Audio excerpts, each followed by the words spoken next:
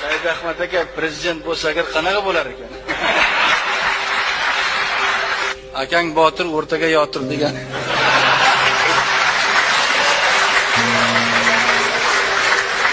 O'zimga faraz qilyapmanki, ancha-muncha erkaklardan qo'rqmayman. Shunaqa, ha?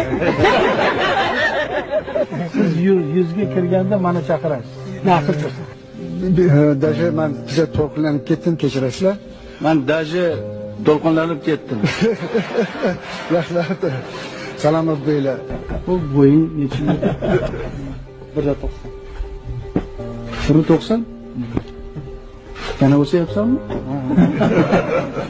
Kim o'z qo'li bilan topshiradi mustaqilligini? Kim? Bormi tarixda bunaqa narsa? Meni fikrim bo'yicha O'zbekistonda yashayotgan million yoshlar o'zimni bolam. Menday odamni o'zgartirib bo'lmaydi. Bu ulug' millat. Bu millat ko'rasizlar, albatta dunyo darajasiga chiqadi. Mustaqilligimizga quvvat bersin, yomon ko'zdan asrasin. Yashasin milliy mustaqilligimiz, yashasin O'zbekiston istiqloli.